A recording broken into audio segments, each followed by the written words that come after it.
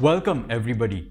I am Ruben, and you are listening to After the Master, a weekly podcast in which I talk to people primarily from the international student community who have recently earned a master's degree from globally leading programs and are now on the path to achieving their professional goals. My guests delve into their experiences and highlight their mistakes, learnings, and realizations, which I am sure will help you move closer to your career goals. I post a new episode every week, so please subscribe to receive updates. If you would like to listen to this episode, please see the description for a link to your favorite app and stick around till the end to gain as much as possible. I would love to hear from you, so please connect with me through the link in the description. This is the first part of episode 12. In this part, Roshan talks about why he chose computer science and the extreme competition that exists in the field both for admissions to top programs as well as for jobs.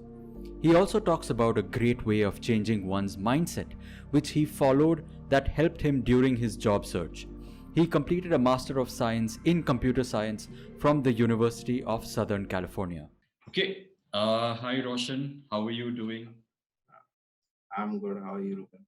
I'm very well. Thank you. Thank you for taking out the time to Yeah, be on my show. And I think your journey has been pretty interesting. I mean, a lot of people would be interested in the kind of work you're doing. So, to begin with, can you just give a brief background of your education and work? yeah. So I did my undergrad in UK from 2013 to 2017. I studied at University of Southampton, and my major was mechanical, like mechatronics. So there was some minor of electronics with it, and for my masters, I studied at USC from 2018 to 20, Yeah. and since then I've been working at Qualcomm. Uh, and I work on currently I'm working in the modern 5G software department. So mainly like embedded programming and also most phone chipsets. Yeah. Uh, so at USC, what was your major? At USC, my major was computer science, and Right. it was like a master's program in computer science. Right. I would say it's a good program. They have a computer science. They have a program which is designed for people who have not done an undergrad in CS. So that means it's essentially you have the same courses as other CS students, but you have to take additional courses, programming courses Okay. as well, Okay. just to So, make sure. so did you have a programming background at USC or in your work before? Right. So during my undergrad, actually, when I started my undergraduate, I was quite interested in doing mechanical engineering and building, Ah, cars and race cars and all. So right, right. that's the reason why I went to University of Southampton, because they had a good program for like Formula One. A lot of like Formula One teams used to hire graduates of that. Like they used to hire like the good students, of So that course. was your dream. Yeah, that was my dream to work in Formula One actually. And while I was working on projects out there, I got into programming because I got into a lot of robotics projects. Yes. And what happened, it's a strange story actually. So we had a Python programming course in the first year, and I did. I did really well in the exam for that. So basically, next year when we had like a robotics project, and all the mechanical engineers are like, I'm not programming this thing. Basically, I felt they said I did well in that course, so I basically ended up doing all the programming for those robotics courses, and I really enjoyed it. Like there was quite a bit of error in it, and that kind of like impacted like the performance. The good thing is that it was for like the Eurobot competition, so we got knocked out in like the qualification stage itself because the error was just had not factored in angle and of like how much the table is slow. So but we got a good grade because the professor like respected how much work we put into it. But that got me like, it was a lot of effort and it was quite hard. But I got in, like, for the first time, like it was like I enjoyed being bad at something. So that's how I felt like program Makes sense. like, I like normally you get satisfaction when you're good at something, Yeah, you do yeah, well. yeah. I know. But with programming, when I just started, obviously I was very bad at it. With anything, like really it takes experience, right? Especially for Yes, programming. yes. And looking back now, I don't know how any of it worked really when I think about that code. But Yeah. so then it kind of led into like I thought of making that as an individual project next year, but I had to start from scratch because the first time I wrote it in some like in Python, which was quite slow and all that. So I started writing like my own image processing code and all. So over the summer, I just like read up a lot on programming, mostly self study, and reading about like there's a book, Digital Signal Processing, by Gonzalez or something, by someone, and it was very useful. And I used all of that to basically um, make it an individual project next year, and that did really well. So I got Yeah. that working at. So, and my professor basically told me that I should maybe consider pursuing like computer science. That he said I have a knack for it, and I think that was like the first push towards it. I didn't really it like once you're 3 years into a mechanical electronics program, you're like it's like mechatronics program, you're not it's tough switching, right? And even then I didn't really switch. I just continued my fourth year, but I started taking more programming courses. Uh, so yeah, for this third year project, I learned C and C++ to get it working, and I took on like more courses in multi-threading.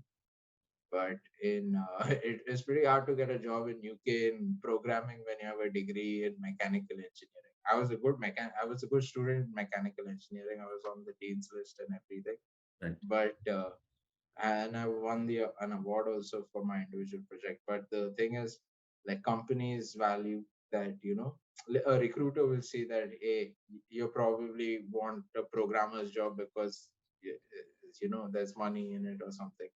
Or so that's obviously they have like I can understand their perspective. So I decided I want to pursue a master's in computer science at that point.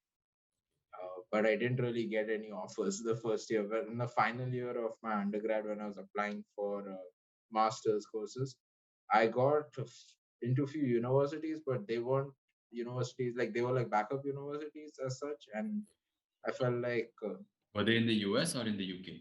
yeah, in the US. Okay. Yeah, so I wanted to do masters, computer science masters. So, Right. to add more theoretical background.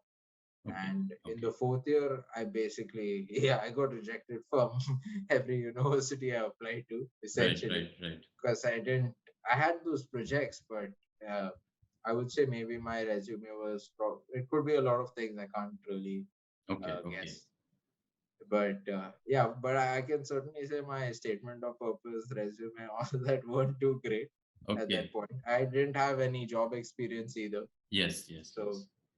so I went to India, and 1 year I interned in a statistical software company, and that was, I think, you know, it was I think the best thing that happened to me, like not getting uh, an admit in like in 2017, and then that working that 1 year, Mm-hmm. because when I went, I actually gained confidence that I could program like in an industry, like Mm. for a company, Right. not Right. just for like a school project.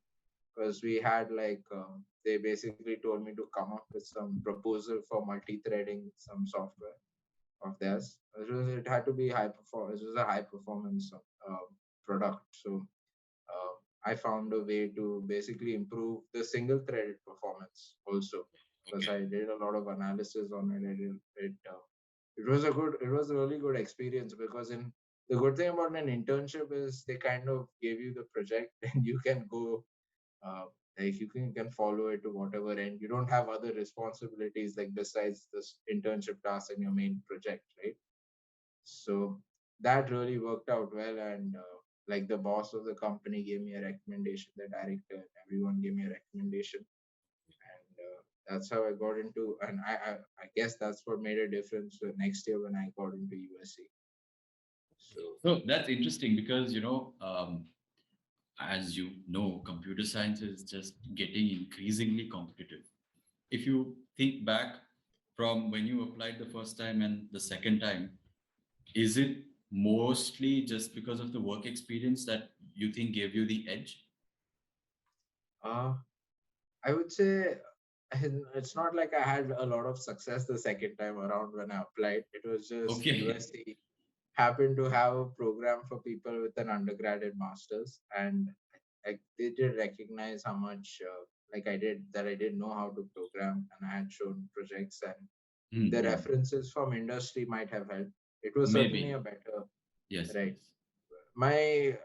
My GRE scores were the same both times when I applied, so and they were Okay. good GRE scores. So Okay. in a sense, yeah, it was. I don't know what it is. Sometimes it could just be Yeah, whoever's reading your statement of purpose, probably. and yeah. So my statement of purpose was also a bit better. I got someone to proofread it for me. Right. Got more help. It was yeah, Right. So and definitely my essay. having somebody to go through your documents. I mean, somebody with experience, which is what I do, basically. It does help to an extent. Right. So it's so the thing I find is that when you're writing a statement of purpose, right? Like Mm. I can give in terms of being verbose, I'm quite verbose, but Yeah. when someone tells me to say something good that I've done, it's a bit harder. I guess a lot of people struggle with that, to say that I did this, this, and this. There are some people who are very good at it, but I've Yes. seen a lot of at least in Indians, I've seen a very introverted. It's seen as arrogant to, Right. boast. But essentially, when you're writing a resume, you're trying to say what you've done. But there's the tendency to underplay it. So, or try to only present the facts. But, most of the things may not be relevant to whoever's reading what you're I saying. know for a fact that most of the SOPs that I come across, that computer science applicants or applicants who want to apply to computer science programs, they write. It's and it has to be good because again the competition is really high. It's Right? just yeah. Anyway, so Yeah, it's pretty hard. When I was it was the toughest part for me in all of that was writing a statement of purpose because I couldn't really. In hindsight, I've learned a lot of things over during the course of my masters and now in experience now. So now I could probably write a better SOP, but I still don't like you know saying that talking. It's very personal in a sense, it is. It but is. you're trying to bear it out to you're in a sense if you're an introvert and you're trying to you're revealing a lot of yourself to someone you've not even met, so It can that's be difficult. 100%. 100%. yeah. So for me that was the biggest challenge really. All right. So I think because you were already, I mean, because you did your undergrad from Southampton, I mean, from the UK. So when you went to the US, I don't think there would have been much of a culture shock for you, right? There? uh there was so the thing is going to Southampton the first time was a big culture shock, and I see that in Yeah, a lot of Indian graduates who first go to master who come for masters, they get homesick and they they want to go home in the Christmas break if you start in fall, right. which is understandable. I get it. Yeah, yeah. But in US, I think when you come for a master's, it can. So for I can imagine it would be tougher for them where they have to deal with this situation where it's a new place, Hmm. and when you start a master's, it's a lot more pressure. When people come for masters in the US, you can feel like the competition's not just to get into the program. The competition is also to get jobs. Like it's not just people want outwardly competitive. I didn't feel that as much, but it was more there's the anxiety about will I get job, what is the Exactly. job market like, they couldn't Exactly. most people the day you get in and admit your next thing you're thinking about is will I get a job. A lot of Exactly. people think like that, For me, I was kind of split between going into a PhD and Mm, industry. So those were, so for me it was more like, okay, it's a experience, but seeing everyone else ask, like, at orientation, I think the second question asked in orientation was, what is the job market like? When is careers fair? Do companies, how often do companies come? What is the recruitment rate? And I understand because people have taken student loans. So yeah, masters was a lot of pressure in terms of, and I saw it would affect a lot of my friends as well in terms of, hey, my grades aren't doing so well. And also in US, the grades are weighted against other people in your course. So if you get like, you might get like a 90, but if most of the class gets a 90 and like a few guys get like 99 or something like that, you get an A minus in the course, which is, honestly, I think as Indians, we obsess a lot over the grade. yeah, You know, 100%. me too. I do. For me, it's like I want to get a good grade, but more as, like you're playing a video game, you want to score a high score, right? The same. I'm gonna put in the effort. I want the grade for that. But yeah, then they like there's a lot of anxiety. Hey, this, if I got like a GPA of 3.25, will it affect my me getting a job and all? And honestly, I don't think it does. Like, Okay. people worry a lot about GPA, but more than GPA, it's what you do, how you present yourself to the recruiter, preferences, those kind of things.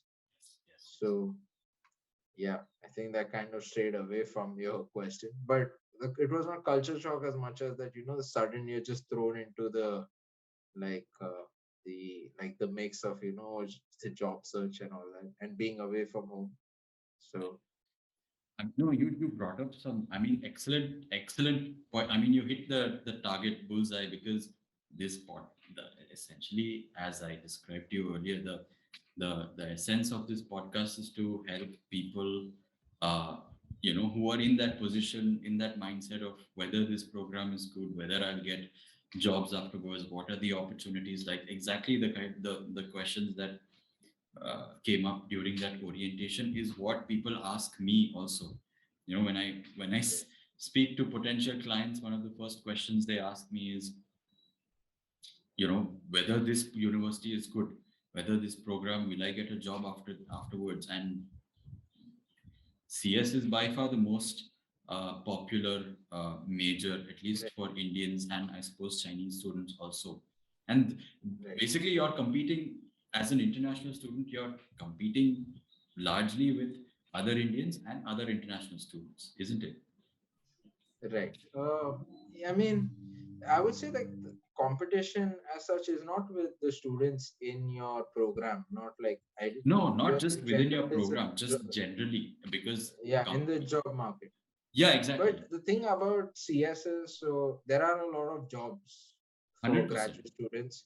So there's like, I guess I wouldn't say it is like compared to mechanical, for example, the competition I would say would be higher after masters because the number of jobs for for like international students is less compared to the number of applicants.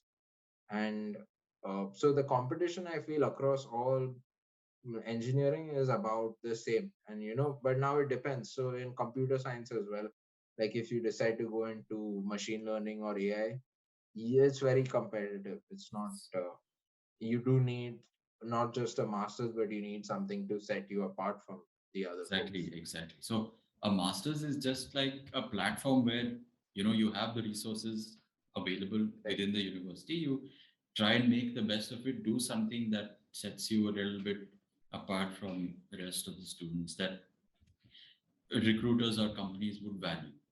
Isn't that right, right? So right. It's go on. also the thing is, this sometimes they even look at what you do before the masters. Like it's not just for me, for example, a big asset for me getting an internship was not actually I guess being at USC helped because it was close to the company I interned with.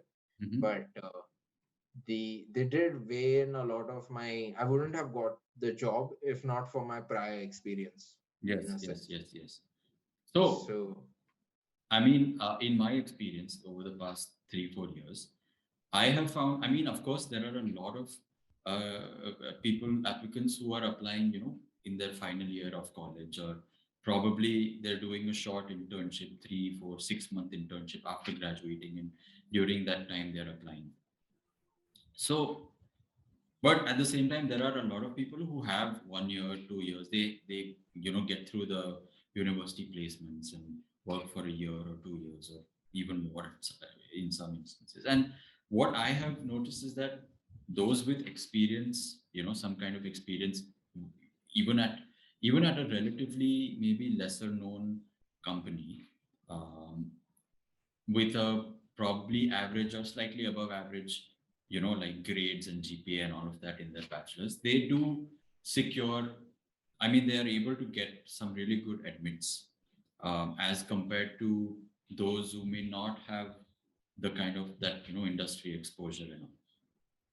Yeah, I think there's like a sweet spot. Like, if Okay. you work 1 to 4 years, Uh-huh. the it gives you a lot of confidence. Like you have a lot of like, yeah, I can do this job, Yeah. kind of, and you can see what a company values. Right. So it's and recruiters always like experience. Like the Yes. main thing Yes. is to Yes. get Yes. your so they do like experience, but the thing is, if you work too many years in industry and then go back to studying, it's doable. You'll get a good job after as well.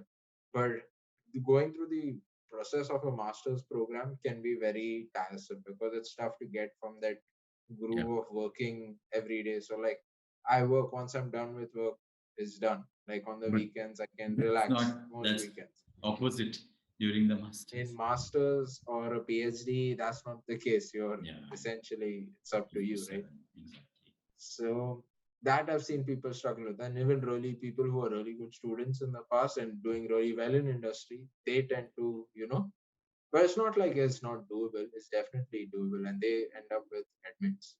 Okay. So end up with like jobs and everything after masters. I've seen, yeah, in general the ones without experience do struggle a bit more, but not like they don't like. I think from USC at least I saw most of the people I knew ended up with good jobs. I suppose as soon as you got there, you were pretty aware that there is competition, and essentially that was what was your mindset like at the beginning? Uh, for me, initially, like I like to like take things at my own pace Okay. in a way. So even like there are a lot of groups which would form in masters when there are a lot of students essentially. Like there were about 400 students I saw in the masters program at USC, and everyone form, at least in Indians we form groups. Okay, there's like uh, the Tamil group, there's the there are all kinds of groups. So the thing is, within those groups, I didn't really join any such group. I kind of hung out with most people, but so that kind of spared me a lot of the pressure, which is like put, like, I've seen in groups they kind I of go see. like, hey, you got an interview, did Right. a recruiter get back to you? And for me, so the first year what happened was, I got a job at a research lab at USC because I Okay. wanted to explore PhD. I was quite keen in a way to do PhD, so I Okay. wasn't taking too much pressure about getting a job yet. Mm-hmm. And so I was more focused on the that lab work Okay. initially. But and then I kind of like, at the lab, it was a great lab, and everyone out there is doing great research. But personally, I didn't find PhD would be for me because I find, I know for myself that I prefer like having set tasks. You set a goal, or something is challenging, like a smaller, shorter goals. I'm good with that. So a more corporate setting was, I guess, suited me more. Uh, whereas a PhD can be a long ranging, it's kind of like you're searching for what to, like, research is in itself and its own challenge, and you need to have a certain aptitude for it. So I felt I wanted to go into industry, and so initially I did feel it was a bit hard because like I didn't get a lot of I got few interviews, got one interview actually from NVIDIA, which was through like some campus coding contest. And this was, I think, within the first month of me joining USC. So I got, I had around, I guess, 3 or 4 interviews with NVIDIA, and I didn't, like, I guess after the fourth one, I didn't get the internship for the Okay. summer next year. So like 4 It rounds was of interviews basically. right. Right. So everyone has, like, if you start talking to people about jobs, it becomes like everyone talks about, hey, you need to like apply to like 10 jobs a day, 15 jobs and all. And which is not how I did things. Maybe that system works. And I know a lot of, there was some advice in the end which I got, which was very helpful. So my initial learnings was that, uh, so my attitude actually changed after the NVIDIA thing, because when I interviewed for jobs, like at least the NVIDIA job, what would happen is when you don't know the answer to a question, right? Like suddenly you start feeling like nervous. Then your brain doesn't work because you're just like, I don't know this. I don't know. Like Mm-hmm. your brain, like you're not present anymore. Right. So but after that my like attitude changed. Like I started seeing the interview more as it's you just if you can't, if you don't know it, like just take it as a challenge. It's not, it's like a riddle, right? In general, when I what I like about programming is when something's difficult, you get excited, you learn something, or it's like a riddle essentially. So that's how I started reading the interviews. And it wasn't just about uh, it became two ways. Like in the interview, a lot of people, basically, if you ask any new graduate, right, if you give them a job offer, they'll be anything you want them to be. Like they won't say what their requirements are. They look up what the company ethos principles are, and they'll say the same thing that these my principles are in alignment with yours or whatever. But what I found is I started asking the interview questions, what is it like? What is it like in the initial few months, ramp up? I don't have a strong background in certain area. How will the company, like, is that what, you're looking for? What is ramp up like and all that? So I get the feel of what the company is like and do I want to work there as well. Yeah. So like the interview, I started treating like mentally, it's about Yeah, perspective, right? I think So just that's kind of a, I mean, what you realized, and probably you were fortunate enough to have this experience in the first month itself, because changing one's mindset is not easy. You right, and probably because you kind of distance yourself from the peer pressure and all of that, which is right, what most people are involved in for the most part. They're like looking at others and seeing them, they'll also start doing what the other person is doing. Whether it works for that right, person or not is a different case by itself. But right, just because they're doing, you think, okay, maybe I should also do this. So, right. I mean, of course, you change the way you approached Right. applying and So talking to. Yeah, go ahead. yeah, the thing about like doing things the way other people were doing things, right? Like my dad gave, like he gave me some good advice about it. He's like, there's an approach which works. Okay. Hmm. Now other people see that approach working and they might not realize that there might be other factors as to why that approach is working for someone else. They just Hmm. say, hey, that's the way to do it. Hmm. And certainly about seeing other people, there is an approach, like there is a common approach in masters where you want a job, get a references really help when you Yeah, get applying for a job. There is 100%. a reference prior experience applying to a lot of jobs. It's in a ways luck also, and you need a good resume. Some recruiter will kind of see the value in you, which was what happened with the internship I got really.